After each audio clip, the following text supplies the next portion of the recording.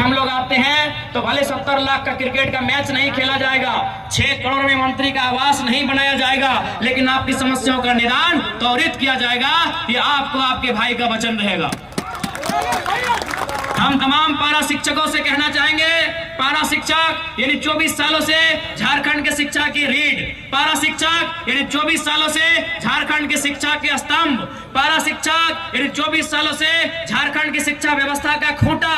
तो आपको कहना चाहेंगे, आपको सरकार के सामने गिड़गिड़ाने की आवश्यकता नहीं है। हम लोग सत्ता में आते हैं, आपसे बैठाकर आपकी जो समस्याएं हैं उन समस्याओं का मैक्सिमम समाधान किया जाएगा।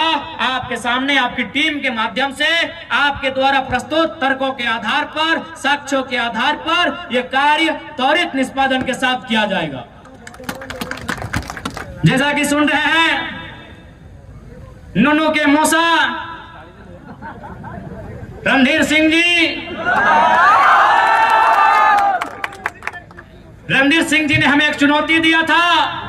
बड़े भाई हैं, भले वैचारिक मतभेद है वो कल भी रहेगा, आयु में बड़े भाई हैं। तो रणधीर भैया आपके बगल में आए हैं, बादल भैया से हिसाब किताब हो गया, लोग चाहते हैं आपसे थोड़ा बात कर ले। आपने कहा था कि जयराम महतो को चैलेंज देते हैं, तो सुनिए रणधीर भैया, हमने तो आपको लोकसभा में ही चैलेंज दिया था कि आपका लोकसभा पड़ता है दुमका, आप लड़ सकते थे गोड्डा से, मेरा लोकसभा पड़ता है गिरिडीह। हमने आपको चैलेंज दिया था, कहां? धनबाद के लिए। धनबाद अभी किस सीट को? जहां पीएन सिंह 3 बार से सांसद।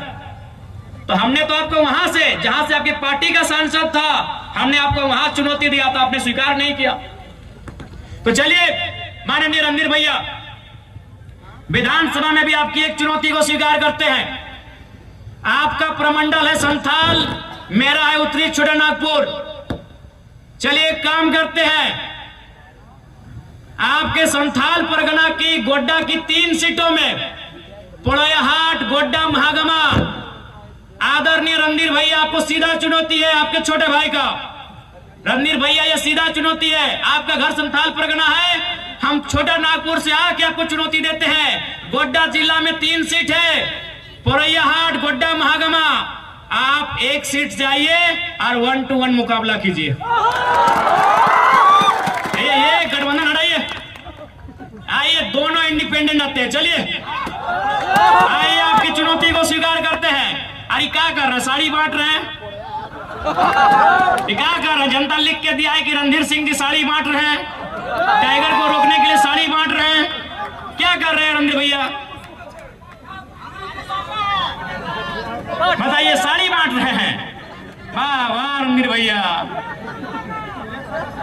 हमको लगता है ये तो हम जरमुंडी में आए हैं, ये तो हम जरमुंडी में आए से उनको साड़ी बंटवा दिए। यदि हम सारठ चल गए तो उनसे जींस बंटवा देंगे। हमको लग रहा है कि रणधीर भैया अगर हम सारठ चले गए तो आपको शायद जींस बांटना पड़े। तो चलिए कम से कम हमारा भाई लोग का दुर्गा पूजा में भला हो जाएगा। बताइए साड़ी कितना के साड़ी बांट लो? 300 रुपया पीस है वो। 100 टका 30 रुपया यार, की बोला 30 रुपया में साड़ी मिलो है? 30 रुपया है? आए बा, इतना कंजूस, इतना कोया, 30 रुपया में साड़ी ले लो, तो ताज्जुब है। और चूंकि संथाल परगना में दूधू का मंत्री भी है, और चूंकि दीपिका दी महिला है, महिला पे कमेंट नहीं करते हैं, इनका सम्मान करके बस इनसे यही कहेंगे, आपका जो विभाग है उसका काम कीजिए, नहीं तो 24 में जनता आपसे हिसाब मांगेगी। और हाँ, हफीजुल साहब आपसे कहेंगे, ये जो आपको खेल कूद का मंत्रालय मिला है, खेल कूद मिला है ना,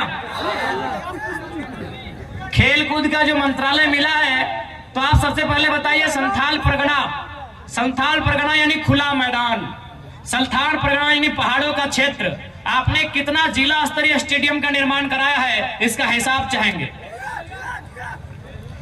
आदरणीय मंत्री महोदय हफीजुल हसन जी से हम ये हिसाब चाहते हैं कि आपने कितना जिला स्तरीय, प्रखंड स्तरीय खेल कूद स्थल का निर्माण करवाया है, आपने कितने खिलाड़ियों को प्रोत्साहन करने के लिए राज्य स्तरीय खेल तक लेकर गए हैं, देश स्तरीय खेल तक लेके गए हैं। यदि नहीं तो जब भी अगर गुटखा खाने से फुर्सत मिले तो सोचिएगा नहीं तो लोग इस बार मुंह में इतना गुटखा ठूस देंगे कि वोट मांगने के टाइम पता नहीं चलेगा कि गुटखा थूकना है कि पार कर लेना। बताइए, सार्वजनिक मंच में लोग गुटखा खाते हैं। अरे भाई, आपका पर्सनल लाइफ है। गुटखा तंबाकू कोई कोई ले लेता है। आप एक जिम्मेवार मंत्री हैं और सार्वजनिक मंच में देख रहे हैं मुंह में गुटखा है और बोलते बोलते थूका जाता है। बताइए, ये जो लोग जिम्मेवार के पदों में बैठे हैं उनको कम से कम अपना ये कृत्य तो छुपा के रखना चाहिए। नहीं, बताइए, अब सुने कहा माइक पटक दिए। और खैर, ये माइक पटकना आप पे सूट नहीं करता है क्योंकि आप मंत्री हैं। आपको अगर पटकना ही था तो 2-4 पदाधिकारी को पटकिए, जानेंगे आपको। इसीलिए कभी गुटखा खाने से फुर्सत मिले तो इस राज्य के युवा खेल कूद में बहुत अव्वल है। संथाल परगना के युवा शारीरिक रूप से मानसिक रूप से बहुत ताकतवर हैं। उन्हें एक खुला खेल का मैदान दीजिए, वो आसमान तक अपनी उड़ान लेकर जाएंगे, ये गारंटी है। और स्पीकर साहब, इस बार हमें लगता है कि नाला की जनता ने आपको जोरिया पार करने का ठान लिया है। क्योंकि आपने नाला की जनता का जो भला करना चाहे तो वो भला किया नहीं। नाला का आपने चाहा था नाला ने क्या भला करे, लेकिन आप भी दम भर के सरकार की चापलूसी में व्यस्त रहे, सरकार के नीतियों को बचाव करने में मस्त रहे। तो इसलिए स्पीकर महोदय, आपसे आग्रह होगा, आपने बहुत स्पीक किया है, अब आराम कीजिए। नाती पोता है तुमको गोद में खिलाइए। अब नाला में आपका बोलबाला बिल्कुल भी नहीं चलेगा। सबको देखा, सबको परखा, अब की बार देंगे टाइगर को मौका। और विशेषकर संथाल परगना यानी संथालों का एक अलग ही दुनिया। तो मैं तमाम संथाल समुदाय से आए हुए अपने नौजवान साथी, अपने भाई और बहनों से कहना चाहूंगा कि याद रखिएगा, ये तो गनीमत है कि मुख्यमंत्री के भतीजी, मुख्यमंत्री का घर का बच्चा लोग 25 साल की उम्र पार नहीं किया है, नहीं तो और 4 गो विधायक उधर से होता।